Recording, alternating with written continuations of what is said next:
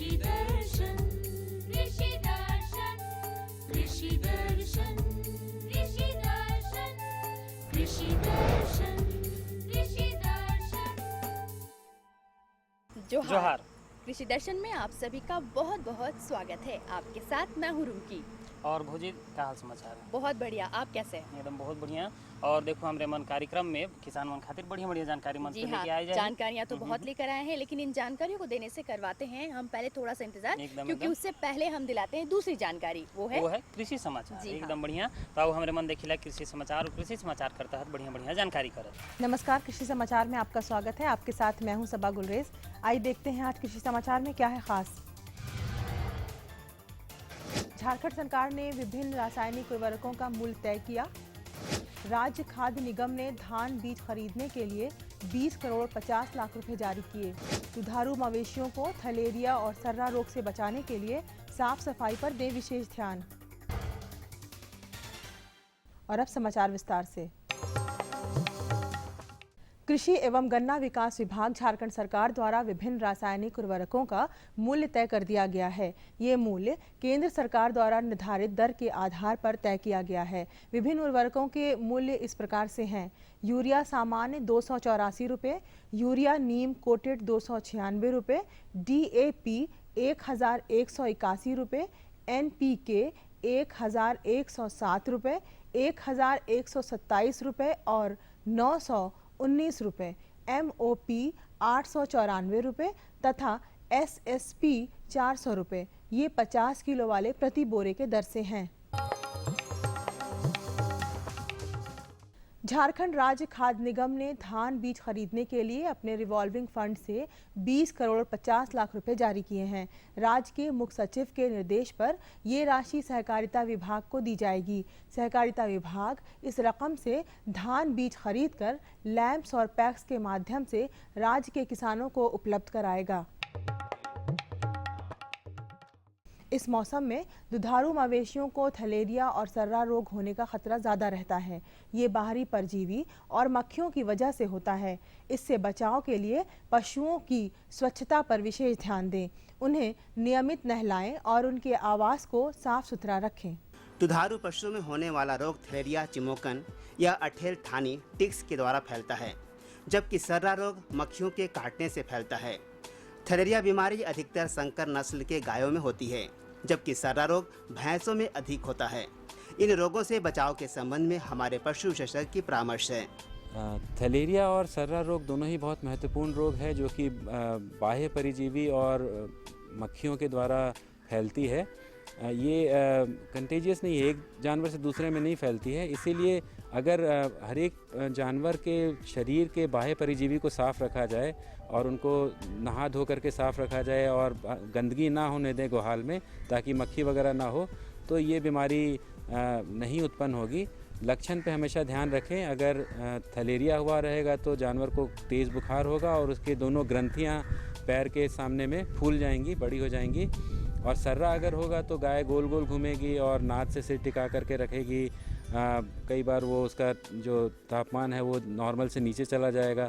तो इन सारे लक्षणों को ध्यान रखें और पशु चिकित्सक से मिल करके इसका सलाह लें, उपचार कराएं, तो रोग से मुक्ति पाई जा सकती है।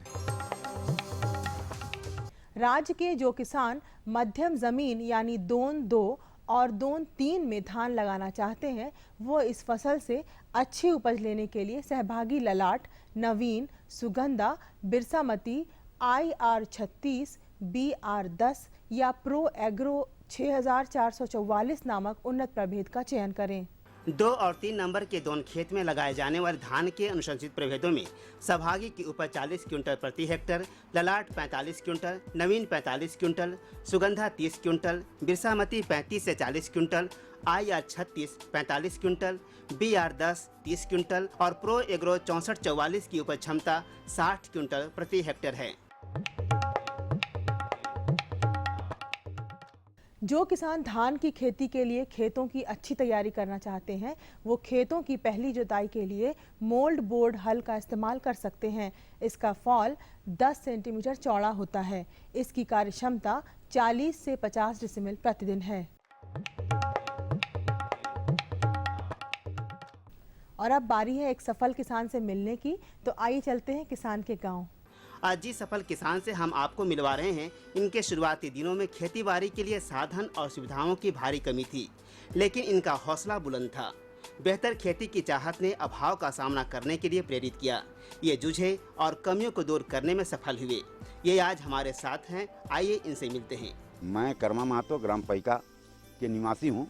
मेरा जन्म सन 1940 में हुआ है और पढ़ने के बाद में मुझे कृषि पर ही ज़्यादा मन लगा। के बाद से मैं खेती पर जुड़ा हुआ हूँ और अपने बाल बच्चों को भी ज़्यादातर खेती पर ही लगाए हैं। और गांव वालों को भी लोग हम यही संदेश देते हैं कि खेती उत्तम खेती मध्यम दान। और अब एक नज़र राज्य के 5 प्रमुख शहरों के मौसम के मिजाज पर।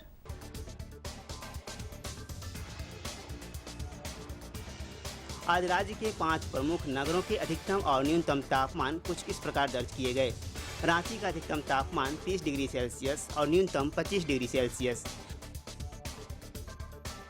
जमशेदपुर का अधिकतम तापमान 34 डिग्री सेल्सियस और न्यूनतम 26 डिग्री सेल्सियस। मेदिनीनगर का अधिकतम तापमान 36 डिग्री सेल्सियस और न्यूनतम 27 डिग्री सेल्सियस। देवघर का अधिकतम तापमान 37 डिग्री सेल्सियस और न्यूनतम 26 डिग्री सेल्सियस। वहीं धनबाद का अधिकतम तापमान 37 डिग्री सेल्सियस और न्यूनतम 25 डिग्री सेल्सियस दर्ज किया गया।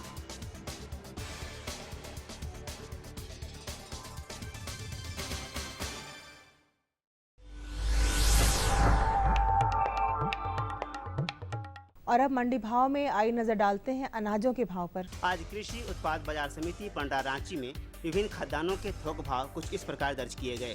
चावल मोटा 2300 रुपये से 2400 रुपये, चावल मध्यम 2500 रुपये से 2600 रुपये, चावल उत्तम 3500 रुपये से 3600 रुपये, गेहूँ 1750 रुपये से 1800 रुपये, चना 3300 रुपये से 3425 रुपये, दाल अरहर 5800 रुपये से 6000 रुपये, दाल मसूर 5500 रुपये से 5600 रुपये, दाल चना 4100 रुपये से 4200 रुपये, सरसों तेल 8500 रुपये से 9000 रुपये, चीनी 3450 रुपये से 3550 रुपये, आलू 1200 रुपये से 1300 रुपये और प्याज 1400 रुपये से 1500 रुपये प्रति क्विंटल रहा। कृषि समाचार में आज इतना ही। अगले दिन अगले अंक में फिर मुलाकात होगी कुछ ताज़ा खबरों के साथ। तब तक के लिए दीजिए इजाज़त। नमस्कार, जोहार।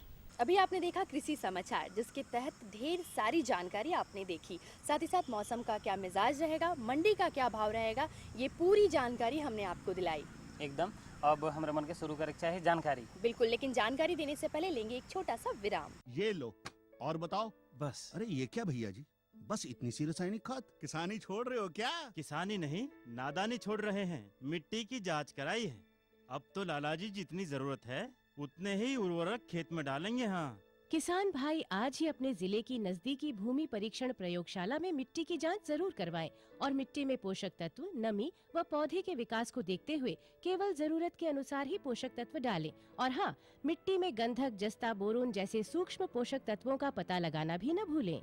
उर्वरक और जैविक खाद के सही उपयोग से भूमि का उपजाऊपन बनाए रखें, उत्पादकता बढ़ाएं, खर्चा घटाएं और बहुमूल्य विदेशी मुद्रा बचाने में भी सहयोग दें। और हाँ, धीमी गति से नाइट्रोजन उपलब्ध कराने वाले उर्वरकों जैसे नीम लेपित यूरिया को प्राथमिकता दें और यूरिया का पत्तों पर छिड़काव करें। अरे वाह, तू तो सचमुच समझदार हो गया रे। अधिक जानकारी के लिए संपर्क करें जिला कृषि अधिकारी या किसान कॉल सेंटर।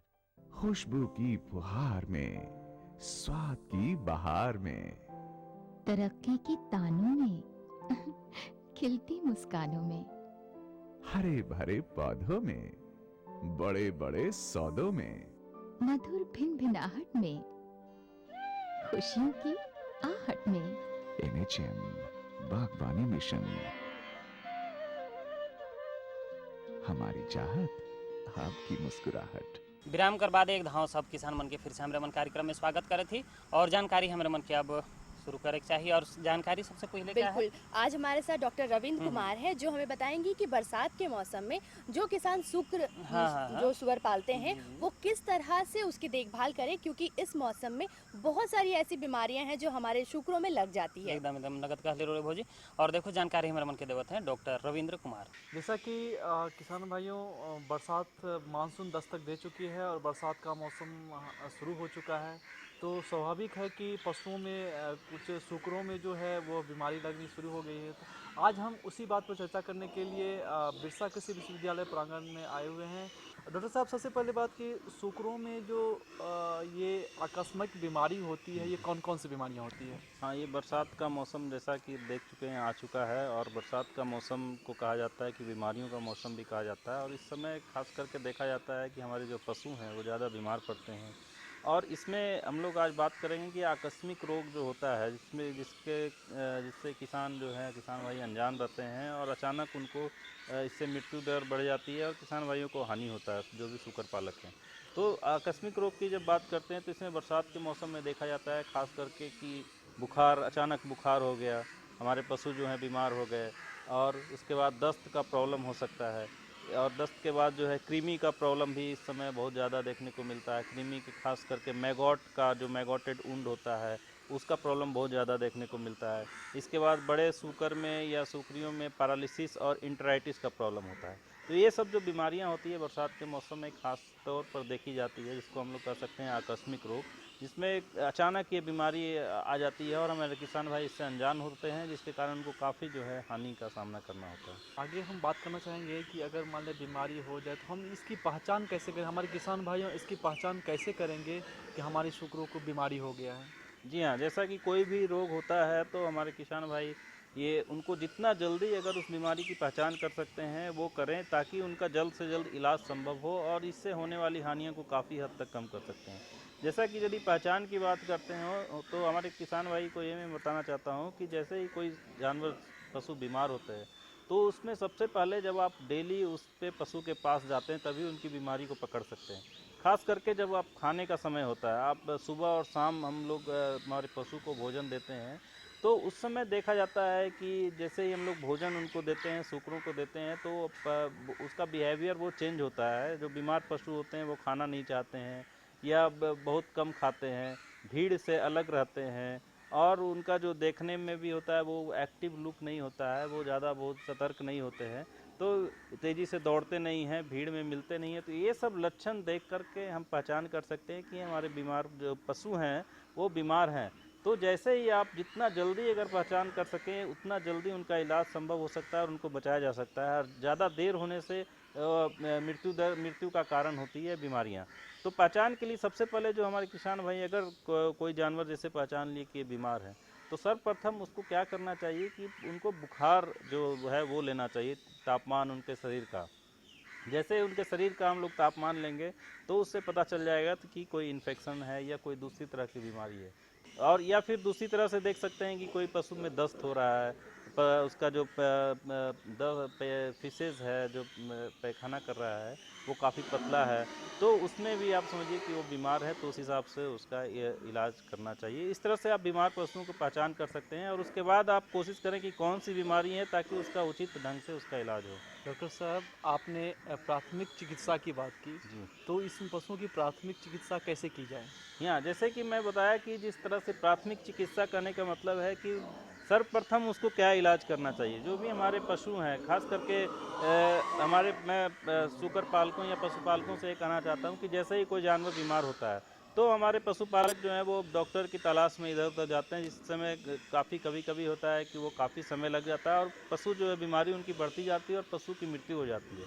तो प्राथमिक चिकित्सा जैसे कि अगर आपने तापमान देखा, पशु में तापमान यदि बढ़ गया, जैसे कि सूकरों में साधारण तापमान 102 से 103 डिग्री फ़ारेनहाइट होता है, अगर इसका शरीर का तापमान 104, 105, 106 डिग्री तापमान अगर हो गया है तो तुरंत इसमें जो है एंटीपायरेटिक कोई भी दवा, पैरासीटामोल नामक दवा आप उसको दे सकते हैं, जिससे कि जो है कि उसका शरीर का तापमान कम हो जाए, और जब शरीर का तापमान उसका कम करते हैं तो इसमें मृत्यु होने वाली जो संभावना होती है, मृत्यु दर को हम लोग काफ़ी हद तक कम कर सकते हैं।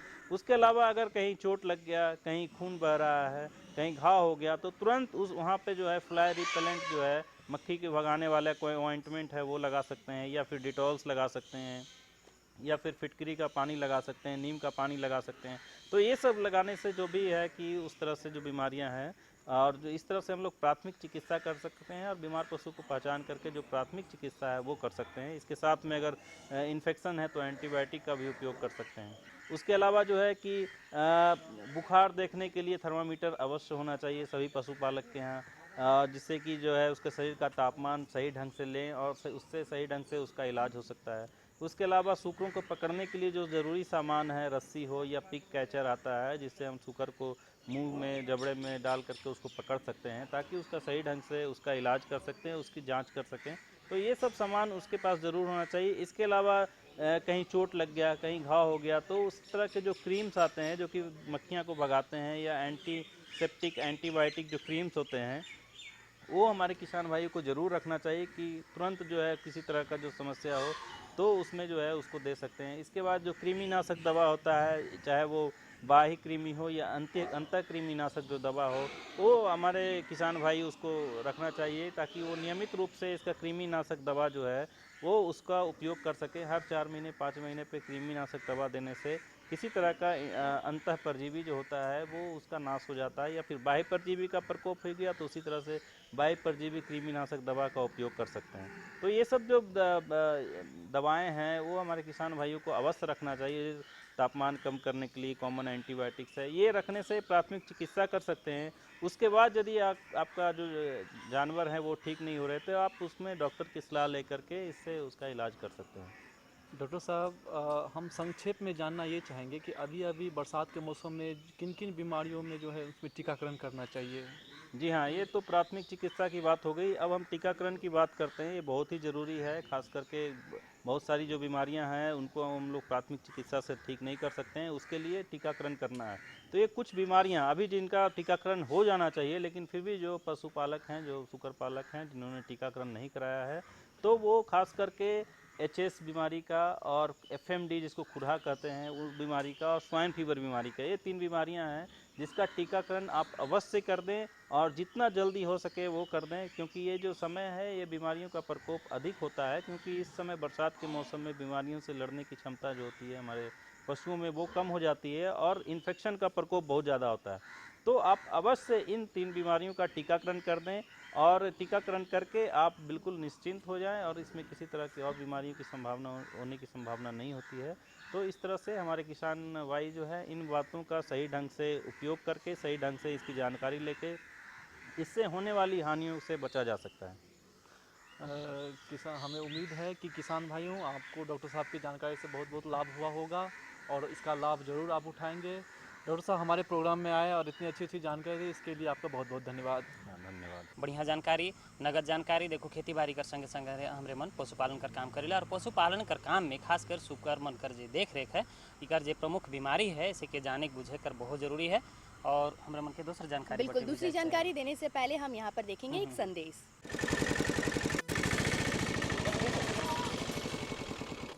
प्रणाम मास्टर जी। हाँ, प्रणाम प्रणाम।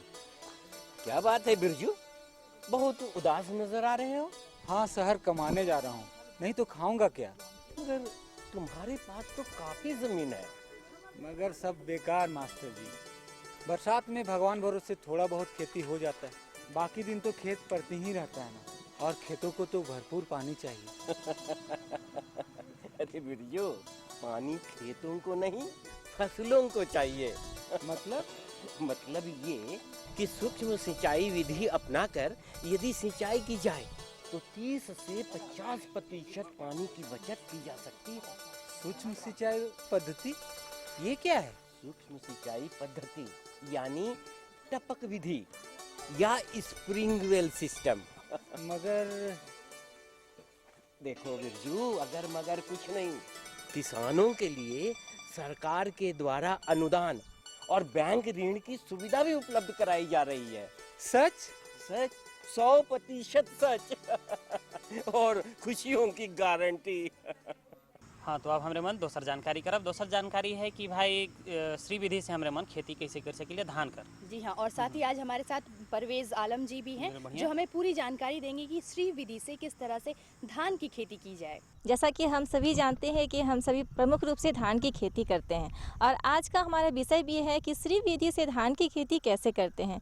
जी हाँ, तो विशेष रूप से आपको तमाम जानकारियाँ देने के लिए हमारे बीच मौजूद है डॉक्टर परवेज आलम सर। किसान भाइयों, हम जानना चाहेंगे सर से कि श्री विधि का सिद्धांत क्या है और किस प्रकार से श्री विधि को अपना के धान की खेती की जा सकती है। जो पहले हमारे किसान भाई धान की खेती करते थे तो जो उसमें उसको पैदावार मिलती थी वो बहुत ही कम मिलता था, है ना। तो लागत जो है वो ज़्यादा होती थी और उनको आमदनी कम होता था। तो इसी को देखते हुए हम लोगों ने वैज्ञानिकों ने एक ऐसा मेथड निकाला है जिसको श्री विधि, आजकल तो ये काफ़ी पॉपुलर भी हो रहा है। इसमें क्या है कि आपका समय का बचत होता है, आपका लागत का बचत होता है और किसान को पैदावार बहुत ज़्यादा मिलती है। जैसा कि आपने पूछा कि इसके सिद्धांत क्या हैं, तो इसके मुख्यतः 3 सिद्धांत हैं। पहला सिद्धांत यह है कि श्री विधि में जो धान का जो बिचड़ा हम लोग तैयार करते हैं उसको हम 12 से 13 दिन का जब बिचड़ा का आयु हो जाता है तो उसको हम सीधे रोपाई कर देते हैं। पहले वाले में क्या था कि पहले 25 दिन का बिचड़ा होता था तब किसान लगाते थे, लेकिन श्री विधि में इसका जस्ट उल्टा है। बिचड़ा का आयु किसी भी हाल में 13 दिन से ज़्यादा नहीं होना चाहिए। दूसरा सिद्धांत ये है कि पहले जो किसान लगाते थे उसमें धान में हमेशा पैर घुटना भर जो है टकना भर जो है पानी हमेशा किसान भाई जमा करके रखते थे।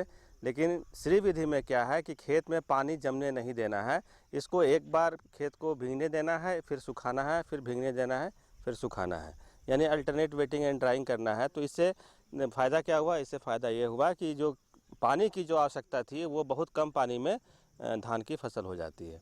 तीसरा सिद्धांत यह है कि इसमें जो बिचड़ों को लगाते हैं उसकी दूरी पौधों से पौधों और कतार से कतार की दूरी 25 सेंटीमीटर रखते हैं, यानी प्रति एकड़ में जो पौधों की संख्या को हम पुराने पद्धति के मुकाबले कम डालते हैं। इसलिए इससे फ़ायदा ये होता है कि कम डालने से क्या होता है कि उनको ज़्यादा जगह मिलता है ज़्यादा बढ़वार होने के लिए, और उसको पौधे को उचित मात्रा में खाद और सनलाइट जो है उसको मिलता है। और इससे रिज़ल्ट ये होता है कि जो पौधों से जो कल्ले निकलते हैं यानी जो बच्चे निकलते हैं वो एक पौधे से कम 40 से 45 बच्चे निकलते हैं और इससे पैदावार में काफ़ी बढ़ोतरी हो जाती है। ये भी जानना चाहेंगे कि जो पारंपरिक तरीके से जो धान की खेती होती है उसमें भी खाद का इस्तेमाल होता है और श्री विधि में भी होता है, तो मात्रा कितनी होती है ये जान लेते हैं। यहाँ पर थोड़ा सा एक हम आपको किसान भाई को ये बताना चाहेंगे कि श्री विधि में जब धान आपका 65 से 70 दिन या 75 दिन का हो जाए, यानी 65 से 75 दिन में क्या होता है कि धान में देखेंगे आप कि फूल आने का समय हो जाता है, और उस समय चूँकि यहाँ पर कल्ले बहुत ज़्यादा निकले होते हैं, इसलिए हम किसान भाई से अनुरोध करेंगे कि उस समय पोटास खाद यानी जो लाल वाली खाद होती है उसका भुड़काव अवश्य करें। यानी जो आप परंपरागत खेती से जितना भी आप खाद डाल रहे हैं उतना तो अवश्य डालें, 60 में एक्स्ट्रा जो है वो 25 केजी प्रति हेक्टेयर के हिसाब से वो 65 से 75 दिन के जब पौधा हो जाए तब उसमें खाद का पोटास खाद का भुड़काव करें। इससे क्या फ़ायदा होगा कि जो बालियाँ जब लग जाएंगी, जब उसमें दाने आ जाएंगे तो उसमें खखड़ा नहीं बनेगा। जो खखड़ा किसान भाई अच्छी तरह समझते हैं कि वो बालियाँ तो बन जाती हैं लेकिन उसमें दाना नहीं आता है। तो ये समस्या काफ़ी झारखंड में आ रहा है और इसलिए हम लोगों ने देखा है कि अगर उस समय लाल खाद का हम प्रयोग करें तो इस समस्या से हम लोग बच सकते हैं। बहुत से हमारे किसान भाई को ऐसा मन में भावना रहती है कि श्री विधि को अपनाएंगे तो हमारा जो फसल होगा उसका स्वाद में कहीं परिवर्तन तो नहीं होगा, इसका मतलब कहीं ना कहीं सवाल आते हैं सर। नहीं, ऐसा कुछ नहीं है। जो क्वालिटी एस्पेक्ट जो है वो बिल्कुल वैसे ही रहता है।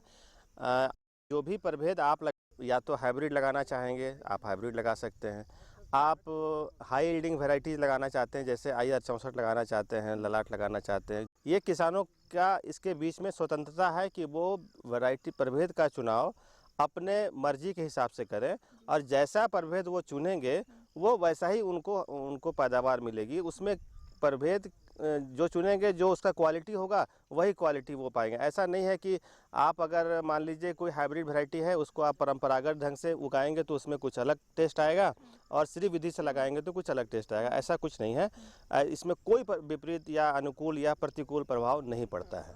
चलते चलते और भी कुछ खास टिप्स है जो आप पाना चाहते हैं, तो सर से चाहेंगे कि अपना सुझाव और कुछ खास बातें। देखिए किसान भाई, मैं आपके माध्यम से एक चीज़ और मैं यहाँ कहना चाहता हूँ कि जब आप श्री विधि से धान की खेती 2-3 बिंदुओं पर आप ज़रूर ध्यान देंगे। बिछड़े के आयु 15 दिन से ज़्यादा नहीं लगाएंगे किसी भी हाल में। 12 दिन सबसे अच्छा होता है, अगर हो सके तो 13वां दिन आप ज़रूर उसको इस्तेमाल कर लीजिए। दूसरा, जो मैंने जो बताया, जो पौधों से पौधों और कतार से कतार की दूरी 25 सेंटीमीटर, इसका पालन आप अवश्य करें, क्योंकि अगर नहीं करेंगे तो फिर आपको क्या होगा, आगे समस्या होगी कोनो वीडर चलाने में। और कोनो वीडर आपको कम से कम 4 बार चलाना है, यानी जिस दिन आप रोपाई करते हैं उसके 15 दिन के बाद आप कोनो वीडर का प्रयोग आरंभ करेंगे। और कोनो वीडर तब तक चलाते रहेंगे जब तक खेत में पौधों में फूल ना आने लगे। जैसे ही आपको दिख जाए कि फूल अब आ रहा है पौधों में, तो आप कोनो वीडर का प्रयोग बंद कर देंगे। क्यों? क्योंकि अगर कोनो वीडर का प्रयोग उस समय भी करेंगे तो आपके शरीर से लग करके वो सारे फूल जो हैं झड़ के गिर जाएंगे और आपके पैदावार में काफ़ी नुकसान हो जाएगा। तो अगर ये 2-3 बातें किसान भाई ध्यान रखें तो हमको लगता है कि श्री विधि से इस साल बहुत बम्पर लाभ उठाने वाले हैं। क्योंकि जो मौसम का मिजाज जिस ढंग से बन रहा है, आप अभी देखिए वर्षा बहुत लगातार नहीं हो रही है। आशा करते हैं कि किसान भाई प्रकृति के इस को अपने लिए अपना वरदान साबित करें। तो आज के लिए बस इतना ही। अगले अंक में फिर होगी मुलाकात एक नई विषय के साथ। तब तक के लिए दीजिए इजाज़त। नमस्कार, जोहार। बड़ा बढ़िया जानकारी और दुइयो जानकारी आशा करेला बहुत कारगर साबित हो रोमन खातिर। और रोरे मन जानकारी लेके रोरे मन अपन खेती कर बारे में बढ़िया जानकारी कर ले हो के और फायदा में बिल्कुल बदल सकिला रोरे। और इस तरह जानकारियाँ हम आपके पास लेकर आते रहेंगे, लेकिन आज के लिए लिख लीजिए जल्दी से हमारा पता। हमारा पता है कार्यक्रम कृषि दर्शन, कृषि प्रकोष्ठ द्वारा केंद्र निदेशक, दूरदर्शन केंद्र, रातू रोड, रांची। और पिन संख्या 834001। तो किसान मन आशा करेला रोड मन के जे हमरे मन जानकारी दिवाली रोड मन खातिर बहुत बढ़िया हुई और रोड मन इकर जरूर से जरूर लाभ उठाब। अब हमरे मन दुइयो जन के विदा दो, तब तक ले जोहार।